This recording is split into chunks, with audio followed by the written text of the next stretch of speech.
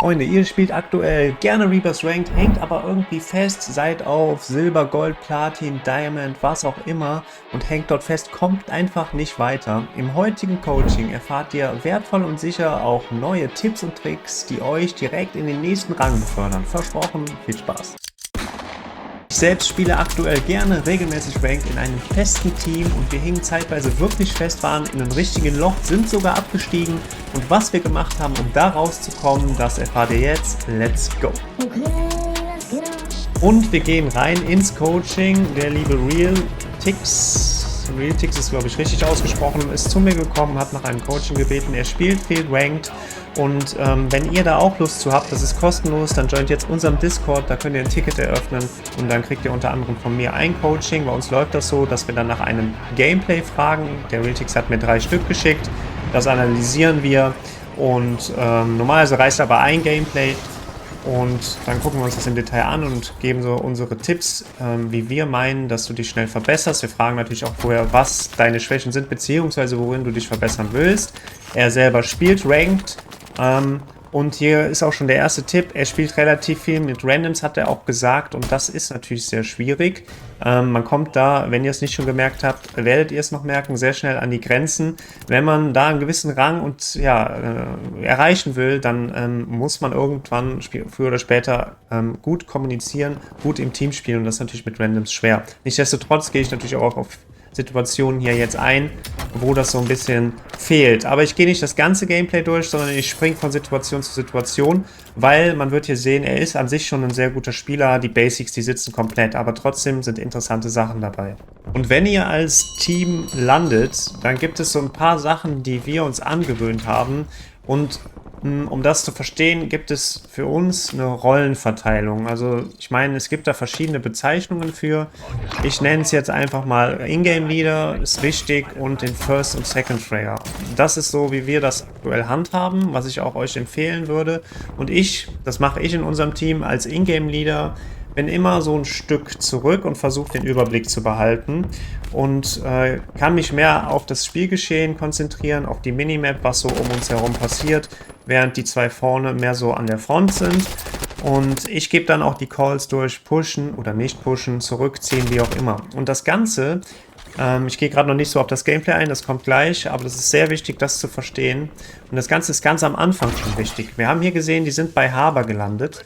Und auch da mache ich es als Ingame Leader so. Ich springe auch mit raus und ziehe sofort den Fallschirm. Und ich weiß ja, dass meine Jungs, also sagen wir mal, wenn wir jetzt hier kurz Pause machen, dass in diesem Fall, also dass die im Prinzip zu zweit auf diesem Haus gelandet sind. Jetzt gibt es hier ja neben Harbor noch ein zweites Haus. Das wäre jetzt hier der Spot, wo ich als Ingame Leader landen würde, weil ich dann im Prinzip einen schönen Blick auf die zwei habe und direkt denen sagen kann, was abgeht, falls da auch welche landen. Und so machen wir das auf Stronghold. Ich lande da gerne auf der Mauer, also zwischen Living und Stronghold. Diese Mauer, wo man auf Stronghold runtergucken kann. Da ist erstens immer ganz guter Loot. Und zweitens können meine Jungs dann unten landen und ich kann denen direkt alles callen. Also das ist schon mal sehr wichtig, dass ihr eine feste Rollenverteilung habt. Also Ingame Leader, First und Second Fragger. Und der Ingame Leader sollte sich unbedingt damit abfinden, vielleicht auch weniger Kills zu machen und seine Rolle annehmen, den Überblick zu behalten.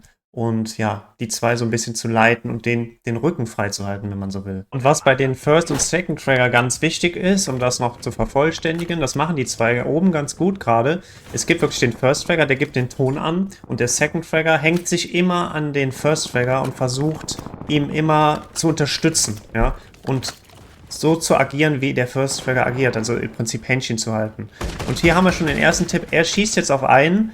Da hätte man so ein bisschen die Trigger-Disziplin einhalten können, zu sagen, hier, da sind welche, markieren, das jetzt, er schießt sofort, die anderen schießen mit, das war gut. Also sich kurz abzusprechen, hier, lass den Lasern in der Luft, ne? Und dann kurz zu warten, falls auch einer da oben auf dem Rand steht, unbeobachtet, er sieht einen nicht, dann auch auf den kurz warten, absprechen, dann gemeinsam auf den schießen. Wenn man zu dritt auf einen schießt, ist die Wahrscheinlichkeit, dass derjenige nicht mehr zurück in Deckung, also die Mauer runterdroppen kann, kommt, sehr hoch, dass man den dann halt knockt und vielleicht sogar auch finisht. Also versucht wirklich immer im Team zu agieren, in dem Falle die Trigger-Disziplin einzuhalten, sich immer abzusprechen, wenn man irgendwie einen in der Luft sieht oder einen unbeobachtet steht, der einen gerade nicht sieht.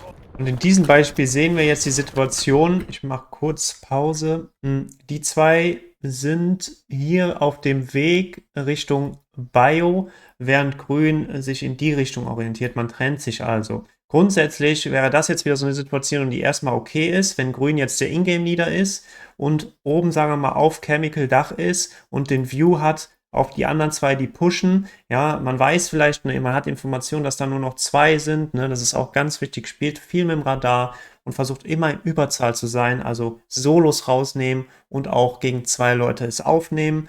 Und wenn das jetzt der Fall wäre, wäre die Situation gut. Dann ist der Ingame-Leader hier, kann aus der Ferne vielleicht noch auch mitschießen, unterstützen, Calls geben. Die zwei können in Ruhe pushen. Falls die down gehen, ist dann natürlich, um da auch wieder drauf zu kommen, Thema Rollen, habe ich eben noch gar nicht gesagt, ist dann natürlich der Anker. Aber der Anker ist keine feste Rolle, das ist ganz wichtig. Der Anker ist immer flexibel, man muss immer aus der Situation heraus agieren. Es kann auch gut sein, im Affekt, dass der Ingame-Leader gepusht wird, vorne ist, von einem anderen unterstützt wird, dann muss der Dritte sofort schalten und dann den Anker machen, sich dann eben die eigentliche Position des Ingame-Leaders annehmen. Und wir sagen es so, der Ingame-Leader ist der priorisierte Anker, automatisch, weil er sich ja immer in der zweiten Reihe in der Regel befindet. Aber es ist nicht immer möglich. Also Anker muss immer flexibel sein. So, und hier sehen wir das so wäre das gut, aber leider wird das hier nicht gemacht. Wir sehen jetzt, dass Green, also Realtix, schaut sich jetzt hier Richtung Harbor um und hat da irgendwas mitbekommen und hat da unten einen gesehen, den hat er zuvor auch runterkommen hören und jetzt macht er eigentlich schon einen Fehler. Was ist der Fehler?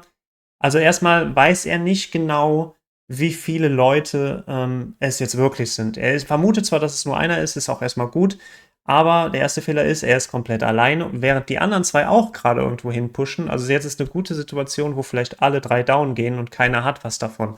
Der zweite Fehler an der Stelle ist, er hat ihn ja gerade gesehen und war in einem super Highground. Warum verlässt er den Highground? Er geht jetzt wirklich drauf ins 1 gegen 1 im Lowground und gibt dem Gegner wieder eine bessere Chance. Ja, der Gegner ist gerade runtergekommen, der hat wahrscheinlich keine Waffen. Das Risiko ist immer noch vielleicht geringer, aber trotzdem, vielleicht findet er dann Route LC10, man weiß es ja nicht. Und man kommt hier unnötig in Probleme. Ist nicht der Fall, aber er hat gut Schaden gekriegt, er hat sich gewehrt, konnte ihn knocken. Und jetzt wird ihm auch angezeigt hier oben, wo die feindlichen Gegner sind. Macht das auch immer nur derjenige, der den Gegner finisht, kriegt die Information, wo die übrigen sind. Und das müsst ihr immer callen. Aber es war ein kompletter Alleingang hier. Und ich empfehle euch wirklich in Ranked, das ist ganz wichtig, anders als in Casual, macht keine Alleingänge, versucht das Risiko so gering wie möglich zu halten und versucht immer als Team zu agieren. Ja, das ist wirklich sehr wichtig. Und hier kommen wir direkt zur nächsten Situation. Wir sehen hier, ich mache wieder Pause.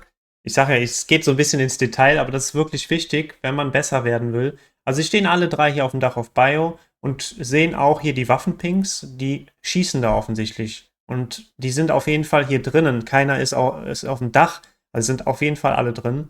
Das heißt, sie schießen, also kämpfen sie irgendwie. Das heißt, es kämpfen zwei Teams gegeneinander. Das heißt, man könnte jetzt die Third Party machen. Jetzt ist wieder die Frage, das ist wirklich die Aufgabe des Ingame-Leaders. Wir haben keine Drohne. Wir wissen, wir können eine Third Party machen, ist also eine Risikoabschätzung. Kann man eingehen, kann man nicht eingehen, muss man aus der Situation entscheiden. Ich würde wahrscheinlich schon sagen, hier, pusht mal runter, tastet euch mal ein bisschen vor, versucht mal die Third Party auszuspielen. Dann würde ich aber entweder auf Industry-Dach gehen oder sogar noch besser hier auf diesem Dach bleiben und das erstmal ein bisschen aus der Ferne beobachten. Schauen wir mal, was sie machen.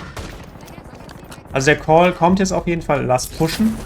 Grün pusht vor.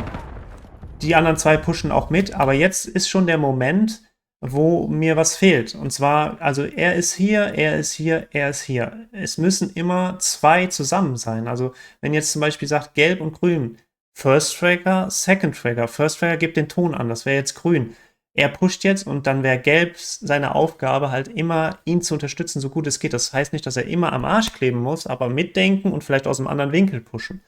Und schauen wir uns auch mal an, wie das jetzt endet.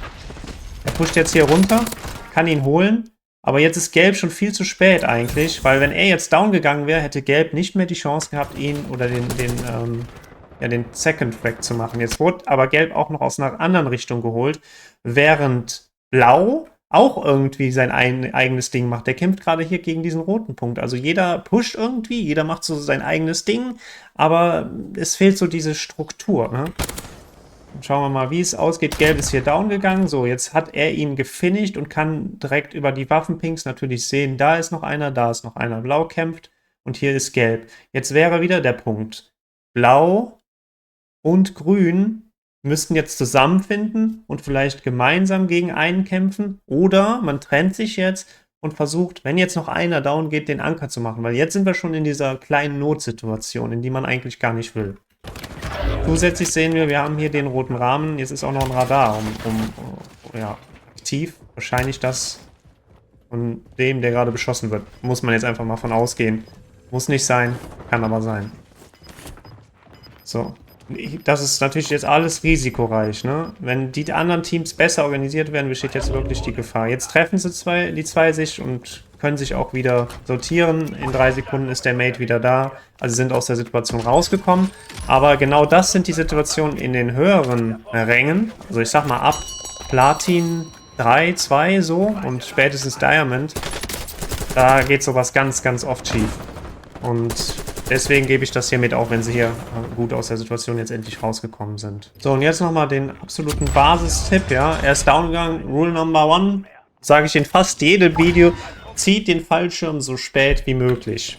Also wir schauen mal. Und dafür eignet sich halt einfach auf einer Kante zu landen. Also, das ist, um das nochmal zu erklären, das wusste er zum Beispiel auch nicht, obwohl er ja wirklich ein guter Spieler ist. Man sieht das ja am Movement Aim, das passt alles soweit sehr gut. Wenn man auf so einer Häuserkante landet, hier zum Beispiel oder da, dann musst du dir vorstellen, wir sind ja der Typ, der gerade runterfliegt und der hat einen Peilsender unterm Arsch, sage ich mal. Und der Peilsender misst den Abstand zum Boden. Und sagen wir einfach mal, das ist 5 Meter, ja, ist der Schwellenwert, sage ich mal. Der kann auch anders sein, weiß ich nicht. Aber wenn der Boden jetzt diese 5 Meter unterschreitet und wir sind hier, sage ich mal, bei 4 Meter, dann kann man den Fallschirm nicht mehr öffnen und dann klatscht man auf. Ja? So, wenn man jetzt aber auf eine Häuserkante zufliegt, dann misst der ja, also sagen wir mal, ne, machen wir mal hier das Beispiel, dann misst der Peilsender ja den Abstand zum Boden, also nach hier unten hin, und nicht zur Häuserkante, ja. Deswegen kann man hier praktisch direkt an der Häuserkante den Fallschirm ziehen, ohne dass man aufklatscht. Wenn man aber hier, ich sag mal, so straight hier drauf zufliegt, dann misst der Peilsender ja diese Fläche hier, ne? Also dann, ihr versteht, was ich meine, glaube ich. Aber das ist der Grund, warum man so spät den Fallschirm ziehen kann. Und wir sehen, er zieht den Fallschirm jetzt hier so. Und jetzt ist die Zeit in der Luft schon wieder sehr hoch. Und er kriegt auch direkt wieder Shots. Jetzt kommt hier noch ein Prezi. Gut. Aber ich habe nachher auch nochmal eine andere Situation, wo auch das ähnliche Beispiel ist.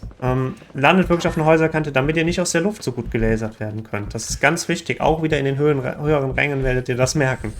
In der Situation, lustig, ist jetzt ja eine neue Runde, schließen wir nochmal an der von eben an, weil es wirklich sehr ähnlich ist. Aber diesmal ist es ein bisschen besser. Gelb ist mit dabei. Der ist gerade Bier gekommen. Sie sehen ihn. Er kann ihn brechen. Ist erstmal ein ganz guter Call, jetzt zu pushen. Trotzdem kann natürlich sein, dass hier rechts noch was ist. Okay, aber er ist komplett unter Druck. Und hier hätte ich aber auch eher gesagt, spiel erstmal dein Highground aus. Geh nicht direkt rein, weil die Zeit von da jetzt zu pushen, er hatte genug Zeit, um sich wieder zu plattieren. Also auch hier hätte ich eher gesagt, passt auf. Und da sieht man schon, da ist schon der zweite, ja. Der konnte ihn jetzt hier holen, fällt ins Wasser. Aber so eine Situation kann auch ganz schnell schief gehen. Nur weil einer da wiederkommt, heißt es nicht, dass die anderen nicht da sind. Die Mates vielleicht sogar sehr gut ausgerüstet sind. Man muss immer so ein bisschen noch vorsichtiger vorgehen, würde ich da empfehlen. Zumindest mal pushen war gut, aber spielt erstmal den Highground aus. Noch besser, habt eine Drohne. Jetzt haben sie eine Drohne, auch wichtig, ne? Nutzt euer Geld. Sie haben immer noch 7600, sind am Shop jetzt vorbeigegangen, hätte man direkt noch eine zweite Drohne auf Tasche mitnehmen können. So, das ist wichtig. Aber aus Teamplay-Sicht ist das jetzt schon wieder so ein bisschen, okay, wir sehen, Grün und Blau werden jetzt First und Second Trigger und Gelb ist der Anker, aber wo ist Gelb? Also Gelb ist noch nicht mal bei Haber, Gelb ist hier irgendwo bei Cammy, also viel zu weit weg. Gelb kann die zwei gar nicht vernünftig unterstützen, kann gar nicht genau sehen, was passiert. Ist zwar ein Anker in dem Moment, aber ist solo und einfach zu weit weg. Also da habe ich mir dann in meinen Notizen beim Coaching aufgeschrieben, hier, wo ist Gelb? Da sagte er natürlich, ja gut, das sind random Mates, der hat nicht richtig mitgezogen. Ne? Aber da sind wir wieder beim Thema Teamplay. Ja, ganz wichtig. Und Rollenverteilung. Und weil es so schön ist, nochmal ein Beispiel. Taktische Ausrüstung. Er kann hier richtig krasse Shots setzen. Kann ihn fast noch holen. Kriegt ihn aber nicht. Und er hat 2 Termit. Einfach Termit reinballern. Da wäre das ein easy Frag gewesen. Hat er in dem Moment nicht dran gedacht. Das ist wirklich auch ein Basic-Tipp, wenn man so will. Habt immer einen Überblick über das Radar natürlich, ne? Ihr kennt das, wie viel Munition ihr habt, wie viel Platten ihr habt, was für taktische Ausrüstung ihr habt. Und nutzt diese dann auch in diesen Situationen. Das hilft enorm. Dritte Runde schon am Start und wir sehen, ein Truppmitglied ist wiedergekommen und Blau ist ziemlich weit weg. Er ist also alleine und versucht hier auch ein bisschen eigentlich defensiv zu spielen. Tastet sich jetzt hier ein bisschen vor. Was ich in dem Moment auch eigentlich schon empfehlen würde, ist, dass man vielleicht auffüllt, dass man 2 Stims hat und auch Termit wieder da ist. Er hat ja die Munibox und jetzt kommt hier ein Loady runter. Jetzt gibt es natürlich 2 Möglichkeiten. Klar, es ist jetzt gut möglich, dass hier Leute sind und wahrscheinlich mehr als einer. Da muss man immer von ausgehen, die noch nicht so gut ausgerüstet sind. Und er hat Loady. Aber nichtsdestotrotz 3 gegen 1 ist immer schwierig. Er riecht hier das Ganze, kann sich auch gut positionieren und kann hier jetzt einfach einen rausholen und ihn knocken. So, jetzt ist die Frage, pusht man ihn oder pusht man ihn nicht? Ich tendenziell in Casual, klar, aber in Ranked, also in den Höhen, in den Rängen, wo wir jetzt auch gerade sind, auf keinen Fall. Weil das Risiko ist viel zu hoch, dass da die Mates super schnell da sind und mich dann über den Haufen rennen und ich das 1 gegen 2 vielleicht nicht aufnehmen kann. Wäre jetzt Blau auch da? Auf jeden Fall. Aber so nicht. Und hätte er jetzt hier sein Termit parat, er könnte auch jetzt noch die Box vielleicht legen und den Termit setzen, um den Finisher zu holen und dann aber über Tunnel vielleicht lieber wieder abhauen. So würde ich es jetzt machen, aber er entscheidet sich jetzt dazu, erstmal sich zurückzuziehen. Jetzt kommt eine Smoke. Und die Smoke war ja auch verzögert. Das heißt, es war jetzt nicht irgendwie ein Perk, was er da hatte, wo die Smoke automatisch gezogen wird. Und das ist schon das Zeichen, okay, der ist schon da, der Nächste.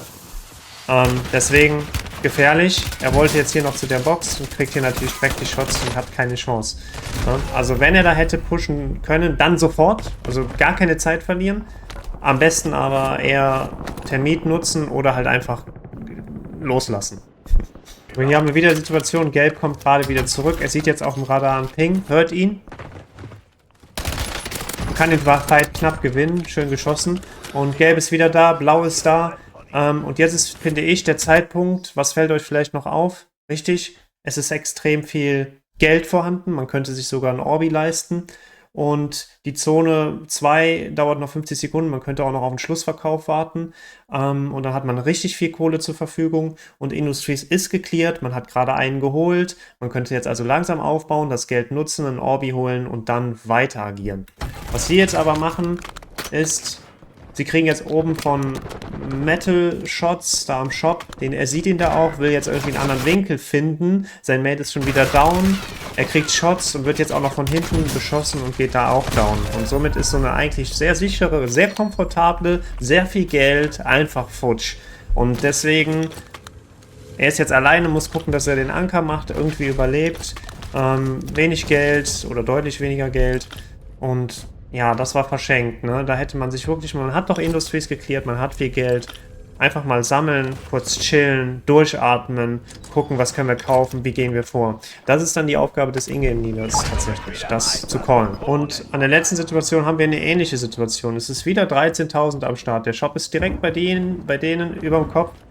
Gut, Bio ist was, bisschen gefährlich, aber es liegt auf der Hand. Man kann das Geld nutzen, man kann 2 Drohnen ziehen. Ja, und die dann auch ziehen. Und jetzt kommt von irgendwem der Call, ja komm, wir gehen mal rüber. Über den Tunnel. Ja, aber ohne Informationen. Und da ist sogar schon ein Waffenping oben auf Cammy zu sehen. Also ist hier ja offensichtlich ein Team. Und das ist gefährlich. Jetzt pushen sie ohne Informationen. Da war eine Munibox rechts gerade. Gut, er hatte keine Granaten, also macht es keinen Sinn. Aber auch Munibox immer nutzen. Ihr könnt ja sogar auch den Stim mitnehmen. Aber kriegt jetzt direkt Shots von oben und schaut mal, direkt ist einer da, der zweite ist auch da hinten, droppt da gerade runter. Ganzes Team von nichts auf einmal da. Die waren alle da auf Cammy und sie hatten wieder Geld, sie hatten Industries, hatten Ruhe, konnten alles in Ruhe machen und haben sich selber in so eine ungünstige Situation manövriert. Ingame-Leader callen, wir haben Geld, wir ziehen eine Drohne und dann gucken wir, was wir machen.